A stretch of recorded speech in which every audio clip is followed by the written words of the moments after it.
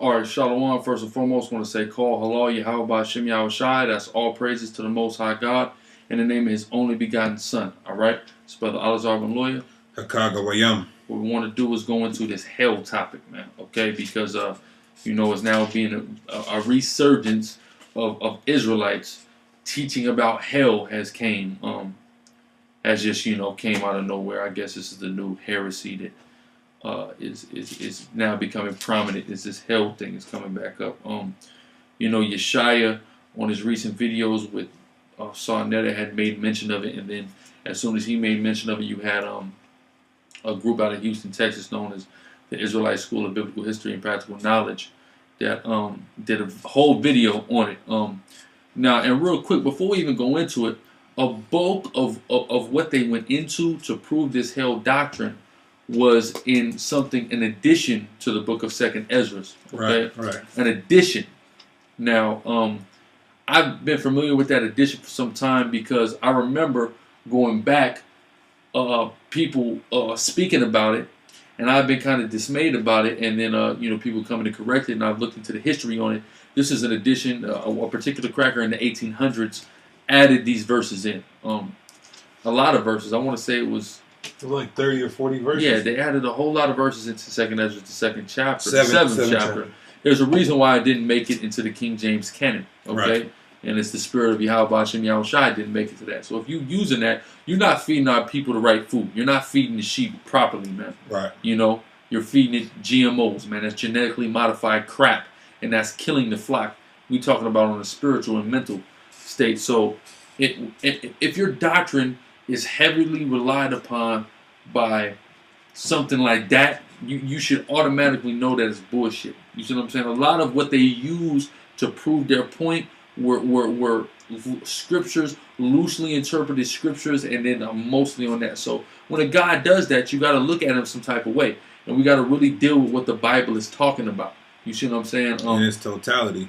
In this totality, the hell doctrine that there's a place where you go when you die and your spirit is tormented in flames and the devil is running it. That ideology is madness. It is Greek mythology, and anybody teaching that in Israel needs to purge that out or get purged out. As simple as that. Go ahead. Right. So what we're gonna do to start it off is just address certain key scriptures that guys bring out to try to prove that there's a hell or fallen wicked angels and any nonsense and madness like that. All right. Come. This is I'm gonna start at 2 Peter chapter 2 verse 4. It says, "For if God spared not the angels that sinned." That sin, right? It's an angel that, wait a minute. An angel that sinned. You got a GOCC member will tell you, well, look, brother, that's talking about the fallen angels. That's all this fallen angels talk. How can an angel sin? Let's find out. Let's find out if an angel can sin. Read. Psalms 103 verse 20. Blessed be the Lord. Blessed be Yahweh. Read. Yea, his angels that excel in strength. His angels excel in strength. Read. That do his commandments. The angels do his commandments. The angels do the commandments of Yahweh Ba'Shem Yahweh Shai. The Most High Yahweh created his son Yahweh Shai and gave him charge over the angels. That's why he said, look, I can have 12 legions of angels come down right now if I wanted to. Why? Because the angels are at his charge. He was given command over the angels by the Most High Yahweh, the Heavenly Father. So angels do as they are told. Okay? You got 1 Kings? No, I'm going to get that in a second. Okay, well, go ahead. This is 1 John chapter 3 verse 4. Whosoever committeth sin. Whosoever committeth sin, read. Transgresseth also the law. Transgresseth the law, read. For sin is the transgression of the law. So we understand that sin is the transgression of the law. Now go ahead. Back in 2 Peter 2 and 4. For if God spared not the angels that sinned. So how is an angel going to sin? Angels keep the commandments. We just read that in the 103rd Psalm. So an angel does not sin. These angels are at the Lord's command and beck and call. Okay, read. So that's talking about us. Yeah, this is talking about us. The term angel means messenger. That's what it means. Matter of fact, when you deal with the word angel in the Hebrew, it's malak, which means what? King. You understand what I'm saying? So also, are we not kings? It says we're a nation of kings and priests, are we not? Read.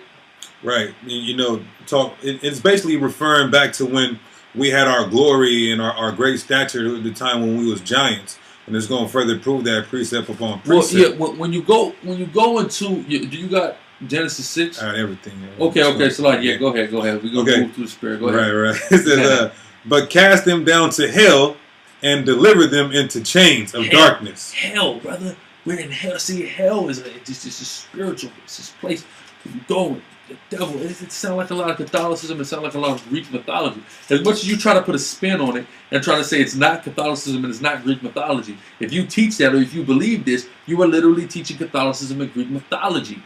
Period. And we're gonna prove it further. Read. Right. You know that the hell is talking about is one the low place on this earth that our people asked through the chosen line of Adam on down. Did it not say number one? Are we not? Does it not say in the book of Psalms that we walk through the valley of the shadow of death? What is a valley? It's a low place. That's right. Deal with the etymology of valley. Go back to the word veil. What does a veil do? It hides you. Right. A valley is hidden. It comes up. You might be walking through a highland, and then all of a sudden, unexpectedly, boom, it dips down. This is that low place. You see what I'm saying? Go ahead. Right. And if I can say this real quick, hell is just a condition, a state of mind, right? And it's also the grave. Well, which they said that, but then they said it's other stuff too. But I mean, precept upon precept, that doesn't add up. And we're gonna poke holes in this whole hell is a place where your spirit is tormented ideology. Go ahead. Right. Through the spirit and power of Yahweh Shem Yahushai, of course. All right, but go ahead. Right, I'm gonna read this again so I can get the precept. But cast them down to hell and deliver them into chains of darkness. Into chains of darkness. Now, what is this hell, and what are these chains of darkness that these angels were cast into? We already went into how the angels do not sin, how we are angels. So the angels is talking about us, but what is this hell, and what are these chains of darkness that are restricting us in hell? Go ahead. Right. This is the edification of the chains. This is 2 Corinthians chapter 5, verse 1. For we know that if our earthly house of this tabernacle were dissolved. What is an earthly house? Here's the thing. These brothers in their video, they brought this out. And I don't understand how they were trying to use it to justify their doctrine. But your earthly house, this is our body. That's right. What does the term body come from? Let's deal with the etymology of body. Abode. Where do you abode or abide? In your home. Your spirit abides in your body. That's right. This is our fleshly home. Read that again from the top. For we know that if our earthly body, for we know that if our earthly house of this tabernacle, which is our flesh, the body that we're in, that's the earthly house. All right, read. Were dissolved, we have a building of God, and house not made with hands. So they think that they'll tell you that this means there's a heaven, that is heaven in the sense of a Christian sense. Yeah, there's a spiritual realm that is also known as heaven. The scriptures speak about heaven, even the heaven of heavens. Because you have the sky, you have outer space, and then you have another dimension, the spiritual world. Right. Read. Eternal in the heavens. Yeah, that's the spiritual realm. Read. For in this we groan. In this we groan. Right. Read. Earnestly desiring to be clothed upon with our house which is from heaven. You see that? So it says we groan earnestly because this physical, this earthly house we have is a chain unto us. Right. Subject to, go ahead. We're subject to sin. This is a weak flesh we have. Our flesh, like Paul speaks about in Romans the 7th chapter, our flesh and our spirit are in constant conflict with each other. All right? You see what I'm saying? That's why we're groaning at the wickedness that's dwelling within our flesh with the righteousness that we have in our spirit, desiring to be made totally righteous. That's right. So that's the everlasting chains. This body we're in, this flesh that we're in, is a chain, man. This is a prison. Prisoner to sin and subject to these diseases and premature death and all type of madness, man. These elements, you fucking up your skin, blemishes on your flesh, pain, all of it. Man. Stand out in the corner all day, get back pain, knee pain, and everything else, straight up. But go ahead. Verse 3. If so be that being clothed, we shall not be found naked. We shall not be found naked, right?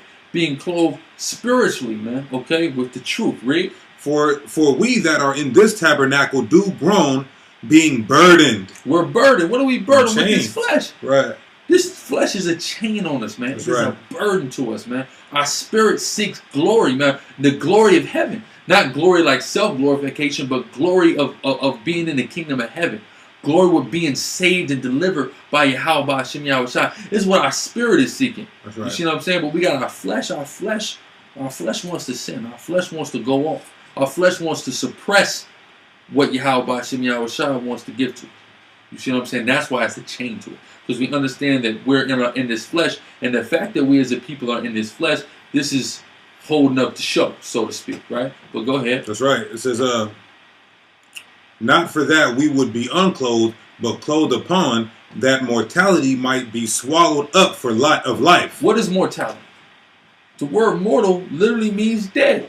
You're a mortal man, you're mortal. Let's deal with the etymology of that. Goes back to the word mort. When something is mortified, it is killed. When rigor mortis sets into somebody's body, they're dead, their spirit left them.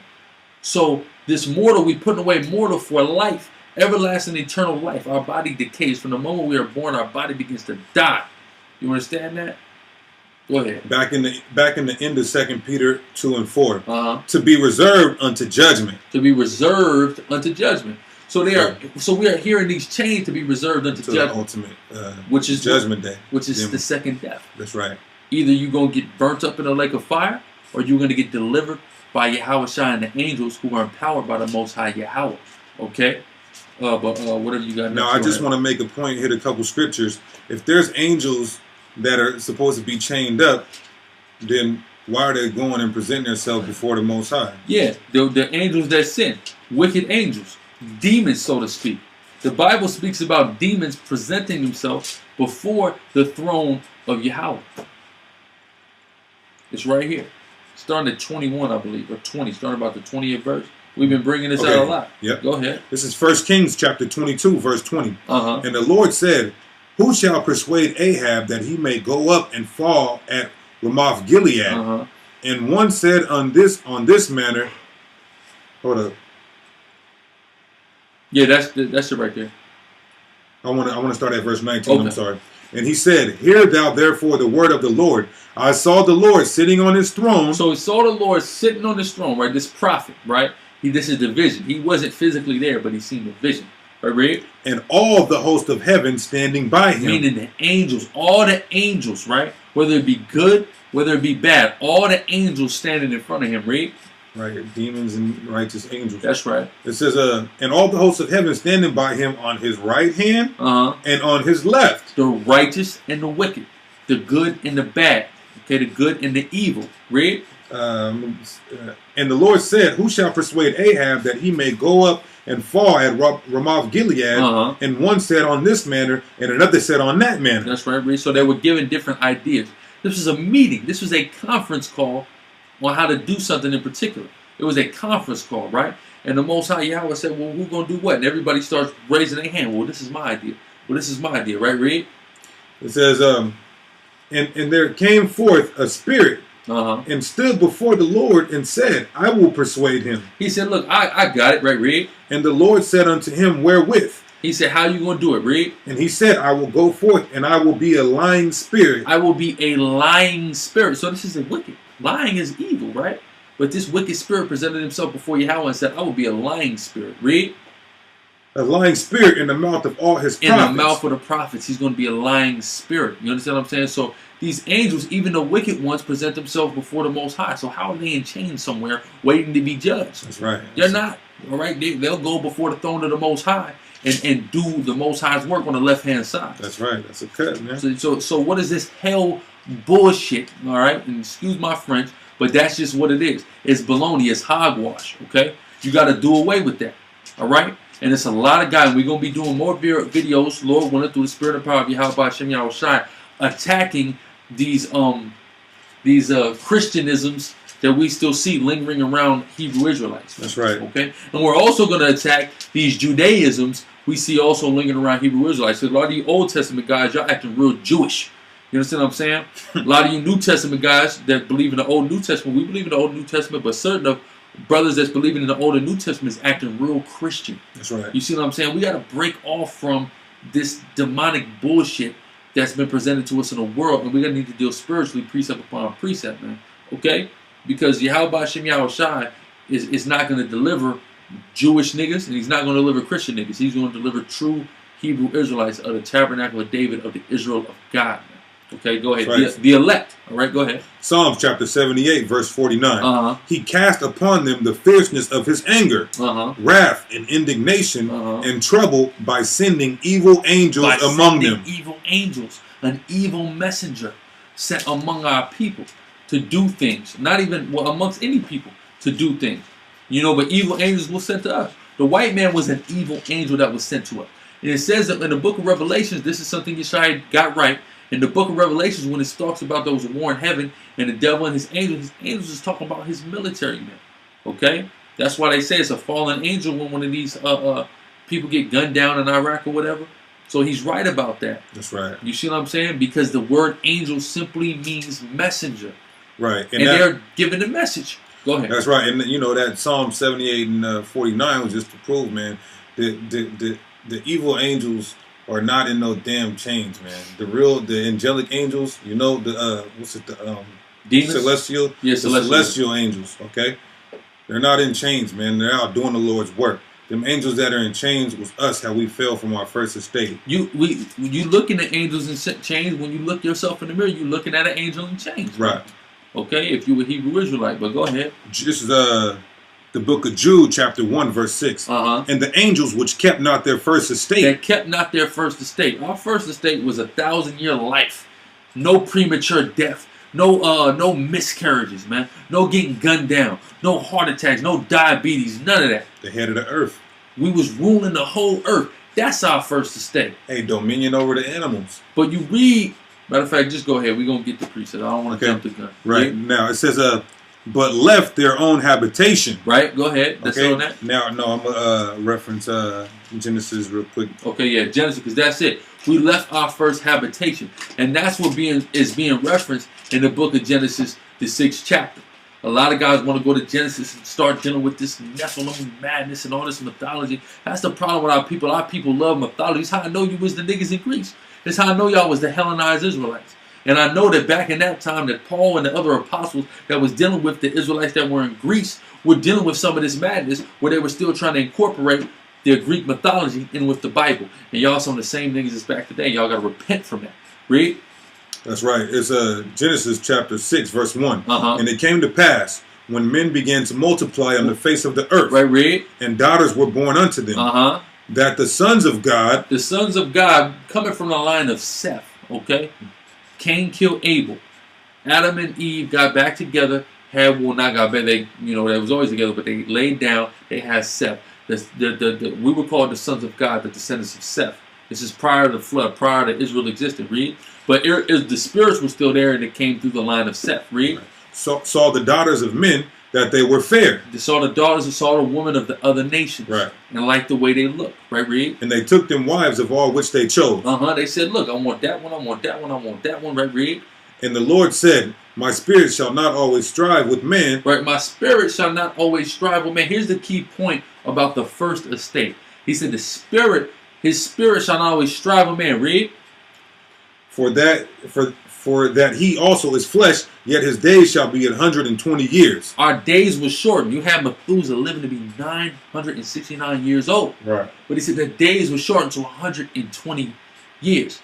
His spirit will no longer strive with man. That's us leaving our first estate. Right. Okay? Well, we have to live these lives. And then later on it was shortened down to 70. Okay, right. So if you live past 70 years, it was by strength, man. Go ahead. Verse 4. There were giants in the earth in those days. There were giants. That word giant, when you really deal with the etymology of that word, it means apostate. It means the fallen. The word Nephilim, when you go to the word Nepal, which is really Nephalium, when you go to the word Nepal, it means fallen, man. To fall. Right, dealing with a stature, not in height, but like fame and popularity. Yeah, like, those are God's people. Yeah, it don't mean you fell from heaven. This is what they go. It's the fallen. They fell from heaven. No. They fell out of the way of understanding, man. Okay? You brothers, all our people that are asleep right now, they're falling. They fell away from what the truth, which I just did a video through the Spirit. I think it's called There's Only One Immortal. There was only one immortal where I was addressing something IUIC said about being immortal in the kingdom. We're not going to be immortal in the kingdom. We're just going to live that for a day. And there was plenty of precepts that through the Spirit was covered there. But I kind of went into that. So if y'all want to get further edification on Genesis the 6th chapter, check that video out. There's only one immortal. You know, we don't want to dwell on that too much now because it was covered then. We know we kind of just done with this whole hell concept. That was it on that? Nah, it says go ahead. It says and also after that there were giants in the earth in those days, and also after that, when the sons of God came in unto the daughters of men, and they bare children to them, the same became mighty men, which were of old, men of renown. Men of renown, because they were God's people still, man. Okay, even though they were of the daughters of men, they were still men of renown because they were still of the seed of God, man. They were still the children of the Most High. And you got that today, man, with a lot of mixed jakes out there, you know. Derek Jeters, Blake Griffin, right, Blake Griffin, you know, men of renown. That's basically looked at as gods in the eyes of these other nations, man. Yeah, and Esau makes a lot of money off of these jakes, and they make money off of jakes that's, you know, still the full jake, but you got jakes that don't even look like, you know, Israelites that are Israelites, you know, actors, actresses, singers, all of that, man. And Esau makes their money off of that because we God's chosen people, man. That's what it boiled down to, you know. Irregardless, it's called the spirit. It's not about the flesh; it's about the spirit. But what we got? This is Sirach chapter 16, verse 7.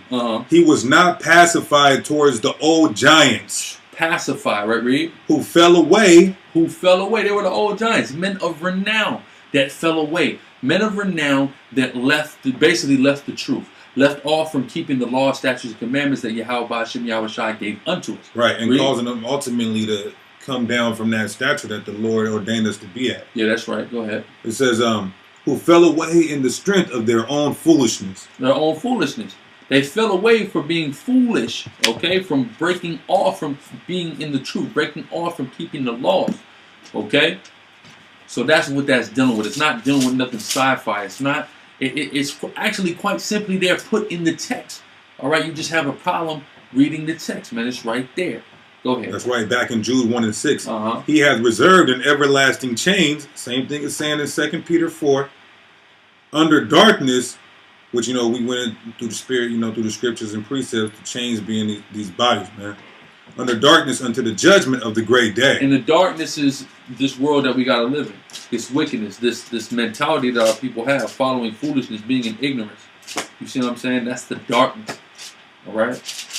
Now, another thing that they like to prove with hell, which I recently seen this in this madness, they take the parable of Lazarus and Abraham's bosom. Well, you know, this is something that people do in the Christian church, and that's the thing, man. When we see guys that talk about that they're Hebrew Israelites, and they start using the same things of people in the church, you gotta watch that. You hold on to a church doctrine right now by trying to misconstrue a parable.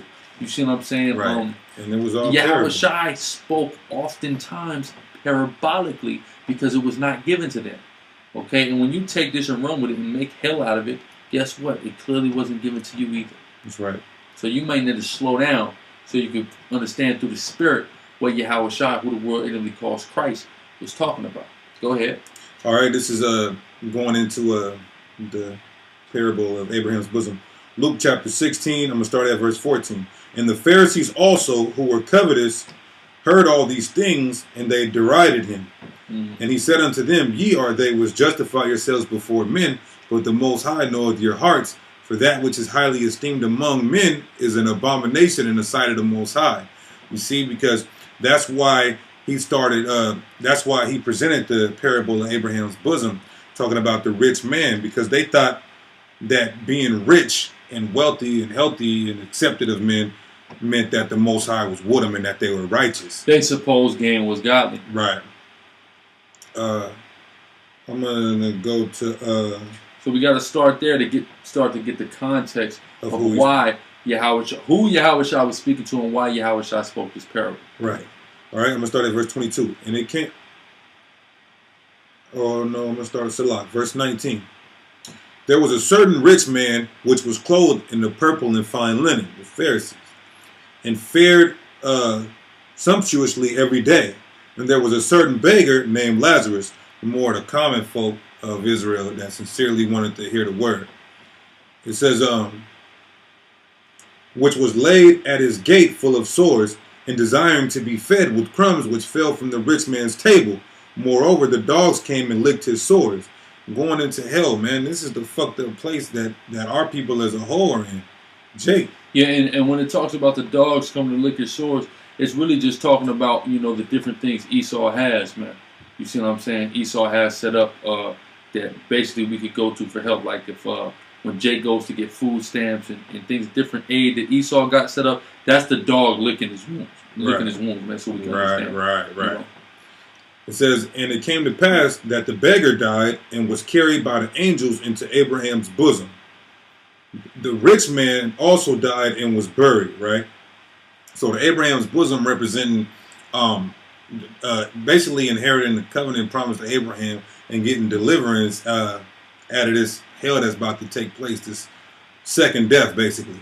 All right? Because it tells you in Matthew, the 25th chapter, I think, that the angels are going to gather the elect. Yeah, God, the reapers. Right, before the second death, the reapers. That's what it's talking about. It says, verse 23, and in hell he lift up his eyes, being in torments. Right?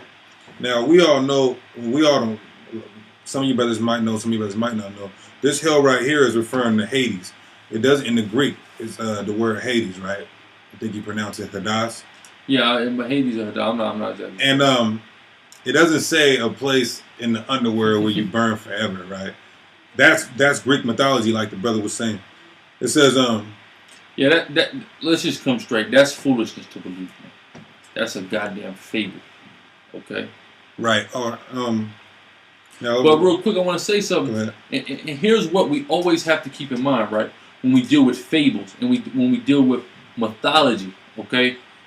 I'm gonna tell you, during the periods of time in the world where our people predominantly work during different periods of time during the diaspora, mythology always blossomed during these periods of time.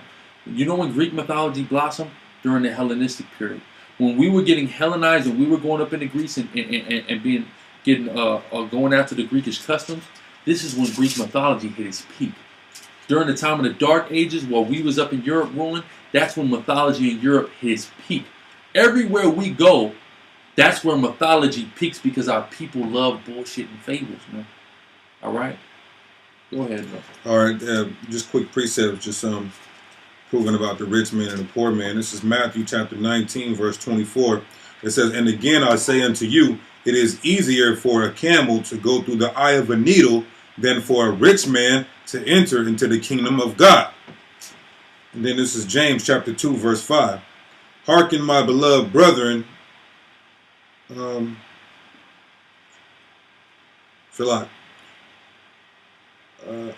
Hearken, my beloved brethren, have not the Most High chosen the poor of this world, rich in faith, and heirs of the kingdom which he hath promised to them that love him. Now, back in Luke chapter 16, verse 24. And he cried and said, Father Abraham, have mercy on me, and send Lazarus that he may dip the tip of his finger in water and cool my tongue, for I am tormented in this flame. Talking about that second death. But Abraham said, Son, remember that thou in thy lifetime receivest thy good things, and likewise Lazarus evil things. But now he is comforted, and thou art tormented. And besides all this, between us and you, there is a great gulf fixed. Okay, and that's talking about basically like the 2/3, man. Right. You know what I'm saying? The 2/3 versus the 1/3 in the elect, because the 2/3 are getting their reward here. You know what I'm saying? You see the sellouts of our people that parade around TV. They're filthy, rotten rich. Well, they're not filthy rich. They got some money. Esau gave them a consolation. You see what I'm saying? They sold out for that consolation from Esau. So what happens is the Most High God is saying, well, you know what? Hey, y'all got y'all reward. I'm giving this to the brothers that suffer for righteousness' sake. The brothers that turn down jobs because that job would conflict with them keeping the laws of Yahweh Hashem Yahweh Shai. You know, that for instance, right, Reed? This is Luke chapter 18, verse 9. And he spake this parable unto certain which trusted in themselves that they thought were righteous and despised others. Going back to the rich man, the Pharisees, man, who thought just because they were rich and so-called kept the laws and commandments that they were right in the sight of men in the Most High. Prime example are some of these pastors, man, that you see up in these churches. that are stealing all the church's money, and they're riding around, parading around in the flyest cars, and they'll take a look at us who go on the street corners and wear these garments, and will ridicule us and call us bums and look down upon us. You know, Lord willing, if it's not us, then it'll be other brothers that do the same thing we do as far as preach on the street corners with the garments on that are going to get delivered, and he's going to be feeling stupid when that occurs.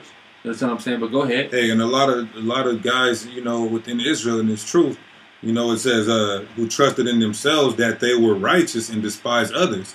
So a lot of guys in this truth, they feel like they're on some type of level or they're righteous. They're already thinking they're of the elect. Yeah, they know they're the elect, and then they despise others and look down on them like they're holier than thou. It says, 2 men went up into the temple to pray, the one a Pharisee and the other a publican. The Pharisee stood and prayed thus with himself, God, I thank thee that I am not as other men are, extortioners, unjust, adulterers, or even as this publican. I fast twice in the week. I give tithes of all that I possess. And the publican standing afar off would not lift up so much as his eyes unto heaven, but smote upon his breast, saying, God, be merciful to me, a sinner. I tell you this, the man went down to his house justified rather than the other. For everyone that exalteth himself shall be abased, and he that humbleth himself shall be exalted.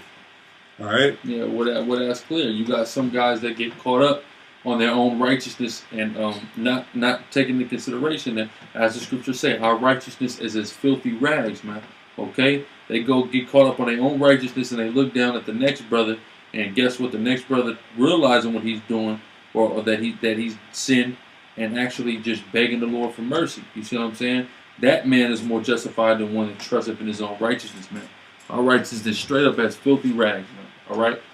You know, we all working for the same penny, you know, which is the reward of Yahweh Shem Yahweh Shai. But go ahead. Right. Just a precept on that gulf. What the gulf is symbolizing in Abraham's bosom parable. This is Revelation chapter 15, verse 1. And I saw another sign in heaven, great and marvelous, 7 angels having the 7 last plagues, for in them is lifted up the wrath of the Most High. And I saw as it were a sea of glass mingled with fire, and them that had gotten the victory over the beast, and over the image, and over his mark, and over the number of his name, stand on the sea of glass, having the harps of the Most High. So the elect, when they get delivered out of this lake of fire, which is America, and beamed up in these chariots that the chariots of the angels, they're gonna be hovering above this place, man. All right, in between that firmament. You know, in the 2/3 is gonna be in that Gulf. Right, in that Gulf. Because the Gulf, you know, you got like the Gulf of Mexico. What's in the Gulf of Mexico? That's water. I was talking about that sea of fire. It's speaking about here in the scriptures. So when it's talking about a Gulf, that's what it's talking about. You see what I'm saying? The same thing as the lake of fire. You know, the sea mingled with fire mingled with glass. That's what it's in reference to. That's right.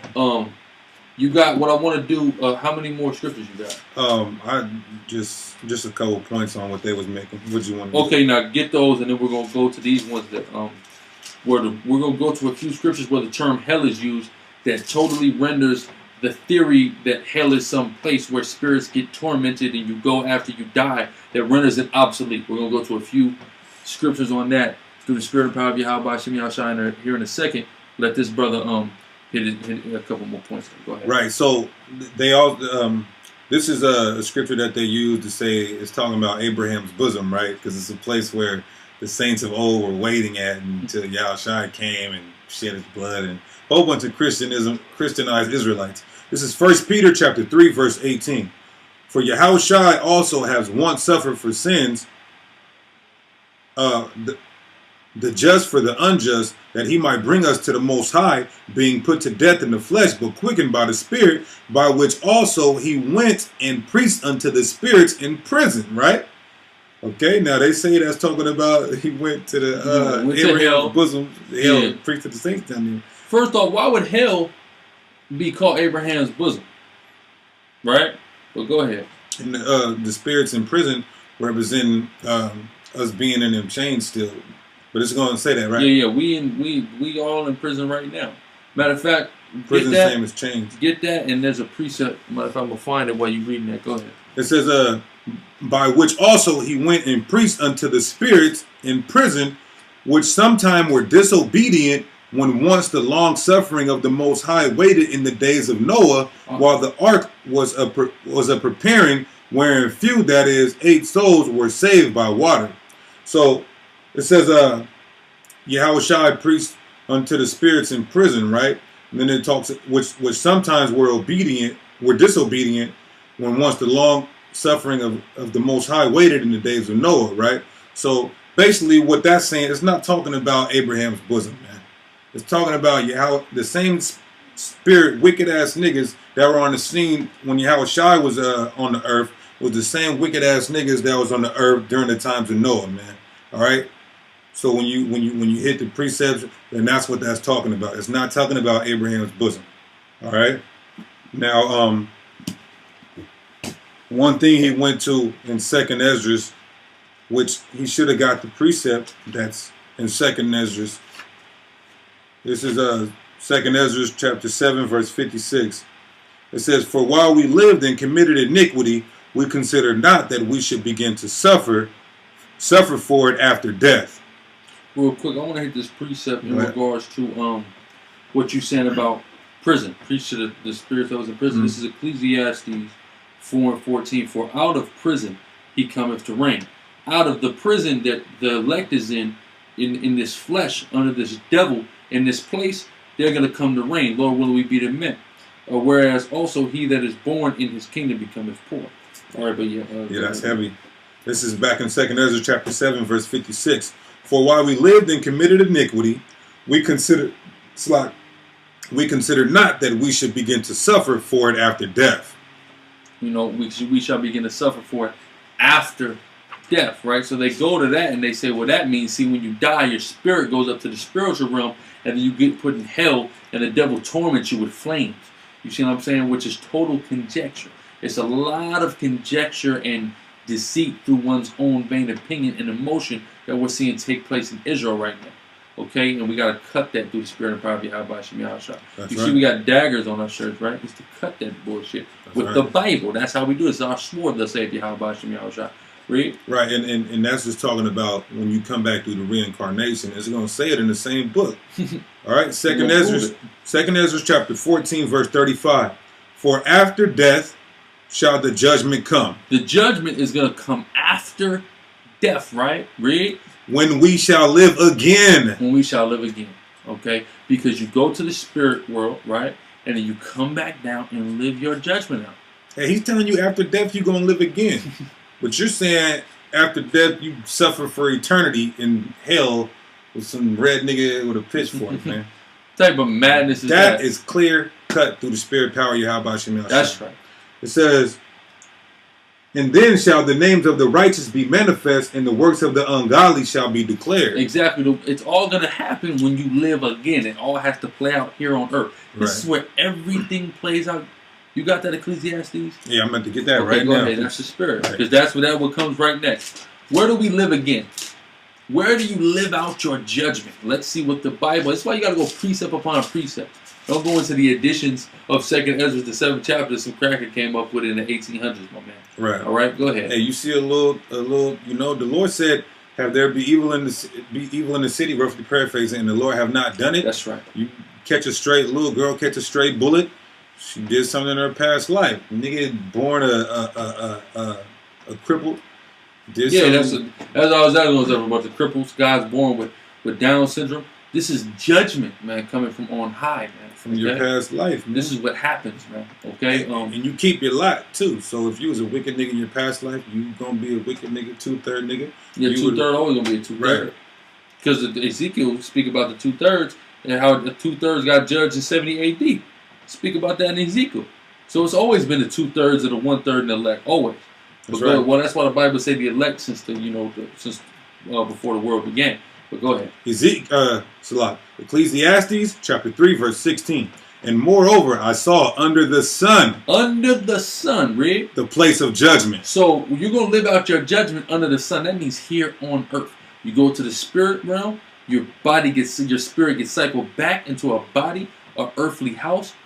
And what happens? You live out your judgment, thus saith Yahweh Shem Yahushua, under the sun here on earth. Read. "That wickedness was there, and the place of righteousness, that iniquity was there." You see that?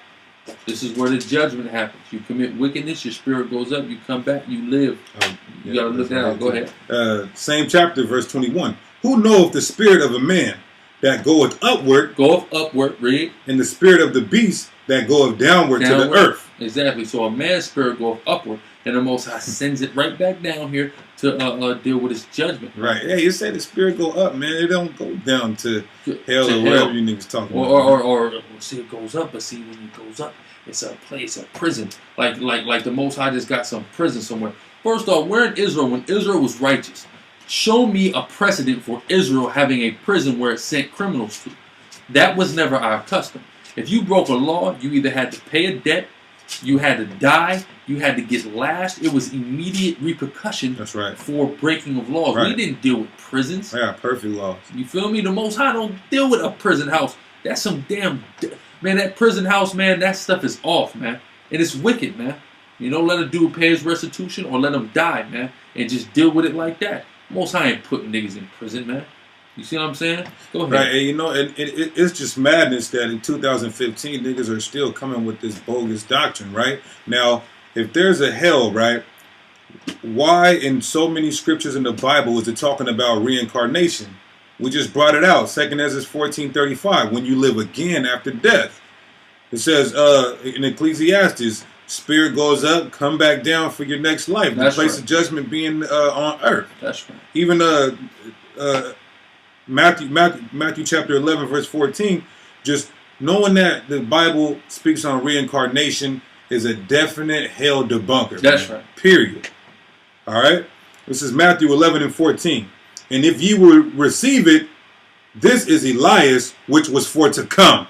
So Yahushua said Elias or Elijah was going to come again. And he came in the form of John the Baptist in the time when Yahushua was on the scene, proving reincarnation. Reincarnation is clearly and explicitly spoke about in the Bible. So if reincarnation is in the Bible, where are these spirits getting a chance to go to hell if they got to replenish the earth every few generations, 3 to 4 generations as it's written? Go ahead. Matthew chapter 19, verse 28.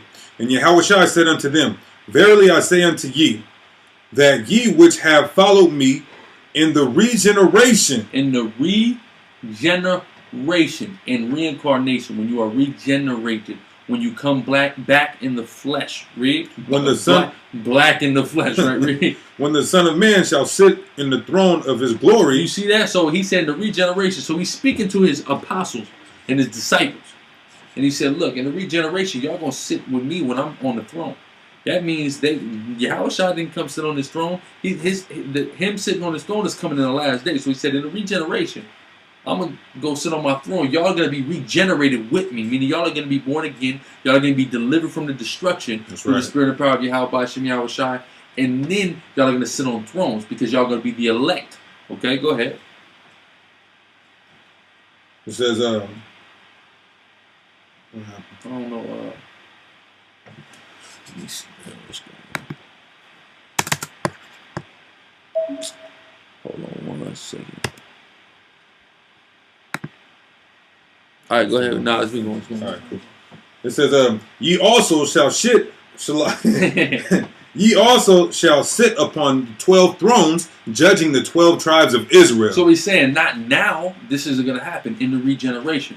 In a future lifetime, in the last days when I come back, which Lord willing is soon, they're going to do that. Whoever the 12 disciples will be and whoever are the elected through the spirit and power of Yahweh Shem Yahushua.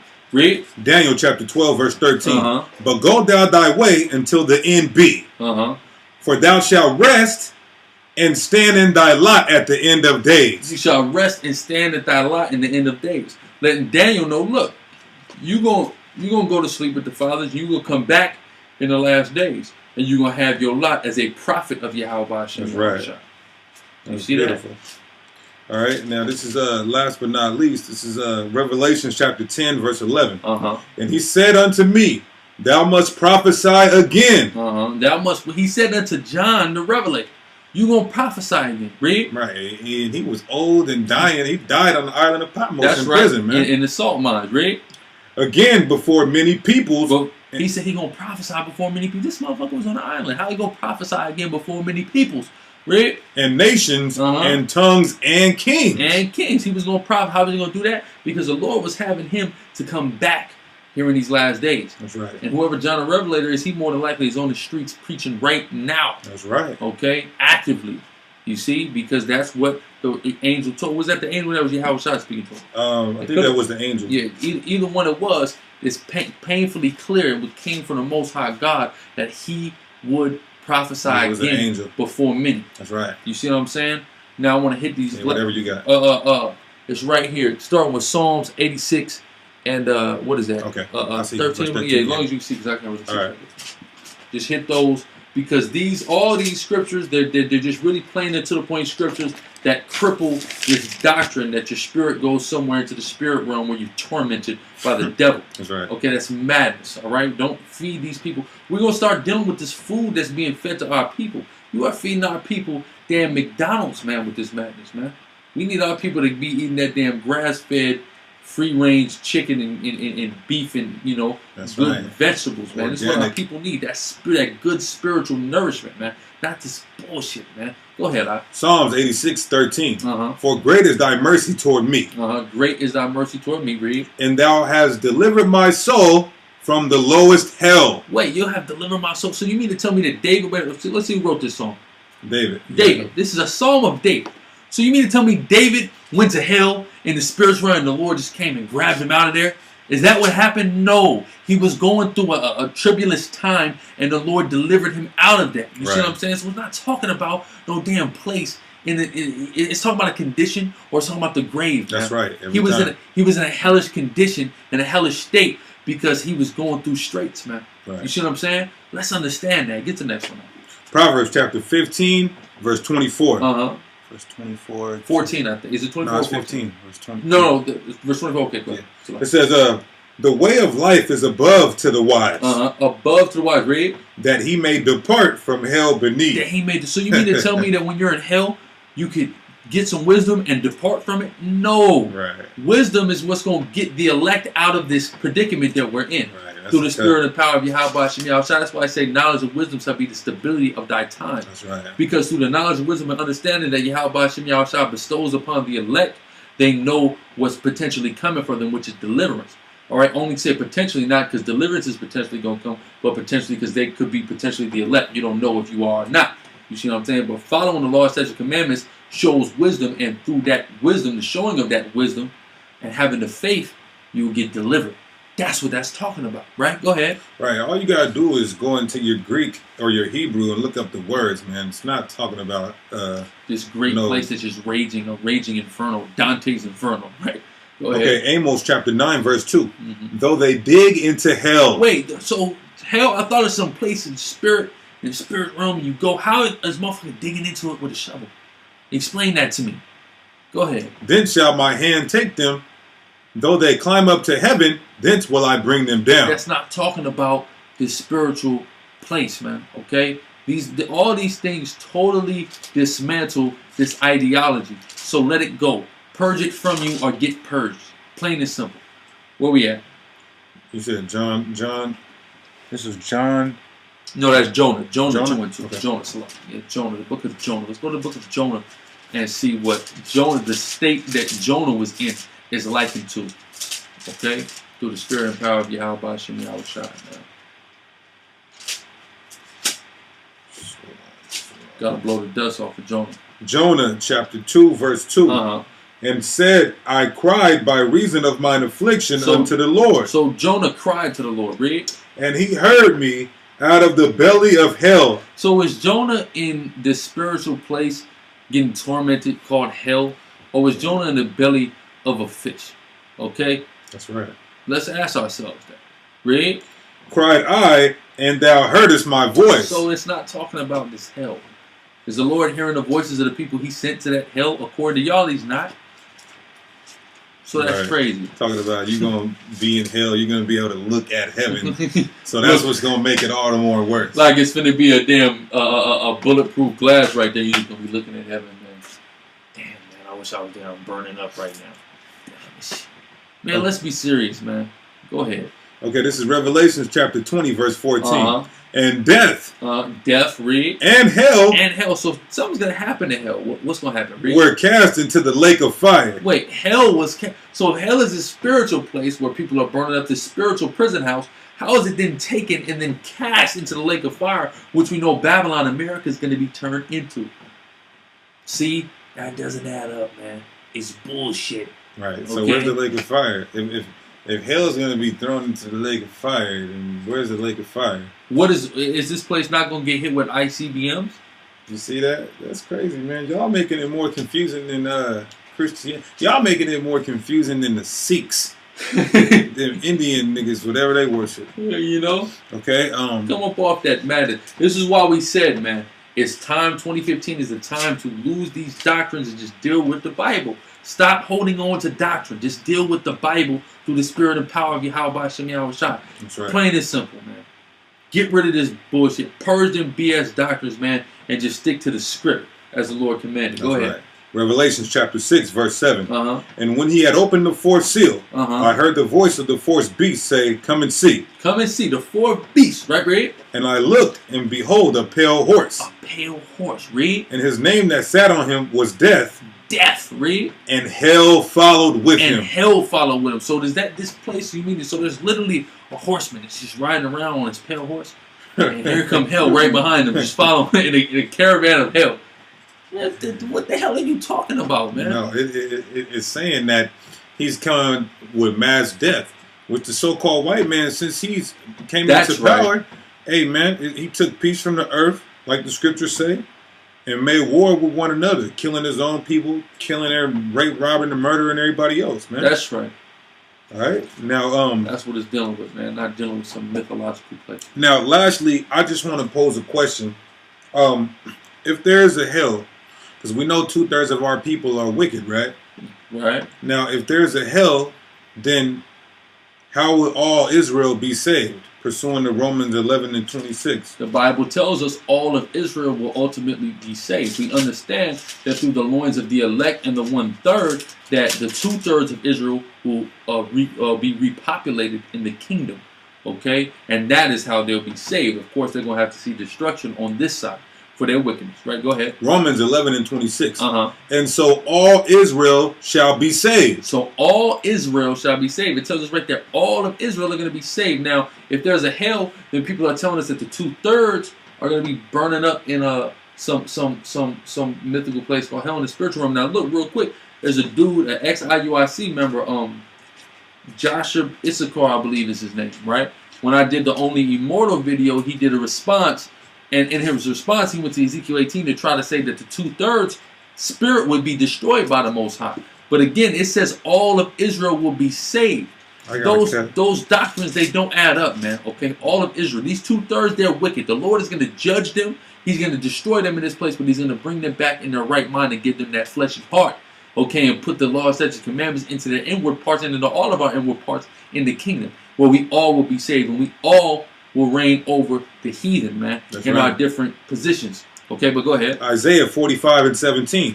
But Israel shall be saved in the Lord. Israel shall be saved in the Lord. Read. With an everlasting salvation. An everlasting salvation. That's the kingdom that all Israelites will reign over all the heathens in. Now, every Israelite ain't going to be on the same level, but all Israelites will still be reigning over our enemies. Read.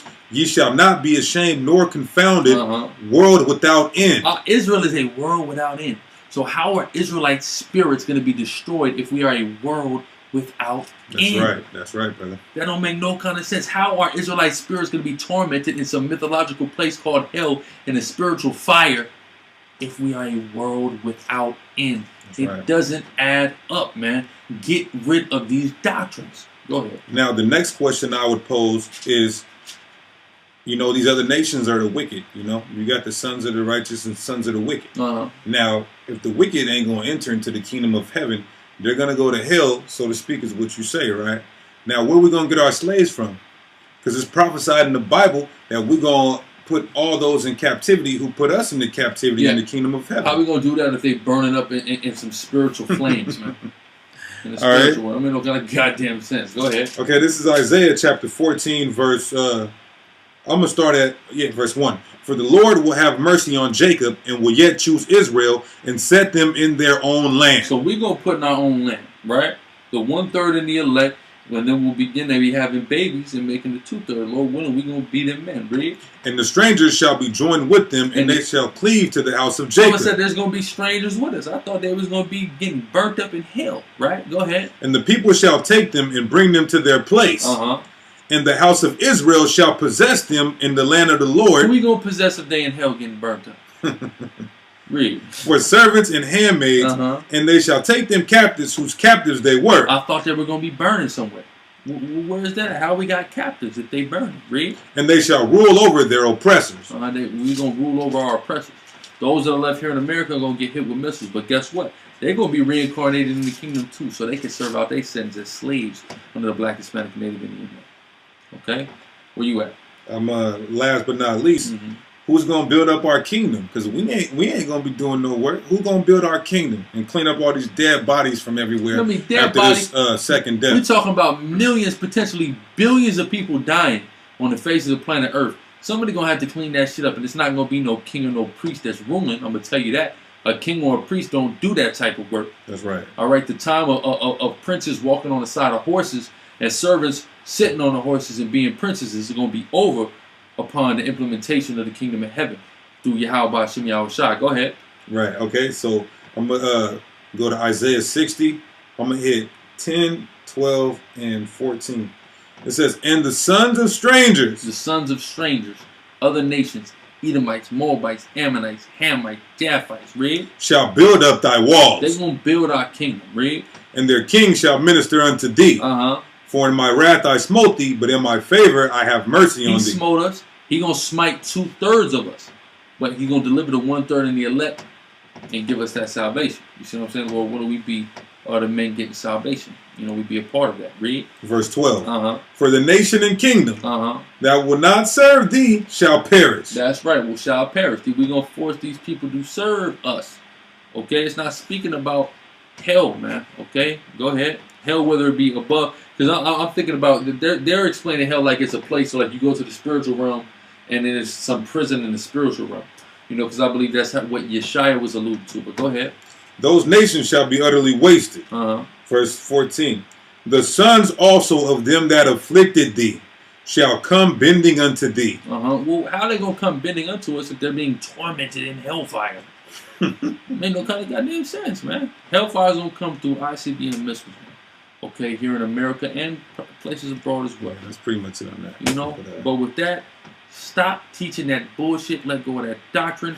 Call Allah Yahweh Hashem Yahweh Shai and Shalom, man. Okay.